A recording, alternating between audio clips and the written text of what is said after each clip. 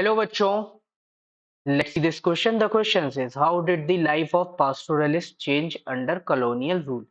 Colonial rule आते ही पास्टोरलिस्ट की life किस तरीके से चेंज हुई है हमें बताना है।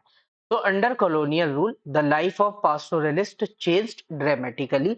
बहुत आप बोल सकते हो ड्रामे के साथ, मतलब बहुत तेजी से इनकी लाइफ चेंज हुई। कैसे? तो इनके जो ग्रेजिंग ग्राउंड्स थे वो कम कर दिए गए। अब इनको उतने ग्रेजिंग ग्राउंड्स नहीं मिलते थे। इनके मूवमेंट को रेगुलेट कर दिया गया है। पहले जैसे फॉरेस्ट में फ्रीली घूम सकते थे, अब वो नहीं घूम पाते थे। अब इनको परमिट्स की जरूरत पड़ती थी। रेवेन्यू जो है उसको इंक्रीज कर दिया गया था। अब इन पे और ज्यादा टैक्सेस जो है वो लगाए जाने लगे। ब्रिटिशर्स ऐसे थे, वो हर चीज पर टैक्स लेते थे। अगर ये कैटल रियरिंग कर रहे हैं तो उस पर भी ले रहे हैं, क्रॉप्स को ग्रो कर रहे हैं तो उस पर भी, मिल्क प्रोडक्शन कर रहे हैं तो उस पर भी, हर चीज पर इनसे टैक्स लिया जाता था। तो इस तरीके से ब्रिटिशर्स ने जो है बहुत सारी चीजों पर इन पर रेस्ट्रिक्शन लगा दी।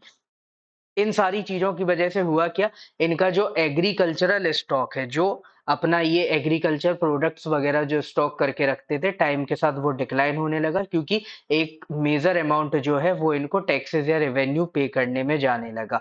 इनका ट्रेड जो है वो भी कम होने लगा, वो भी अफेक्ट होने लगा। और जो ये क्राफ्ट्स वगैरह में इन्वॉल्व थे वो भी अफेक्ट होने लगे। तो कॉलोनियल रूल आने की वजह से ये मेजर चेंजेस हुए पास्टोरलिस्ट की लाइफ में। क्या क्या हुए? तो उनके जो ग्रेजिंग ग्राउंड्स थे वो कम हो गए, उनके मूवमेंट रेगुलेट हो गए, उनको रेवेन्यू अब ज्यादा पे करना पड़ रहा है, उनका जो एग्रीकल्चरल स्टॉक है वो कम हो गया, और इसके बाद उनके जो ट्रेड एंड क्राफ्ट है वो भी एडवर्सली अफेक्ट हुए हैं। So this will be your final answer. Hope you understood it well. Best of luck. Thank you.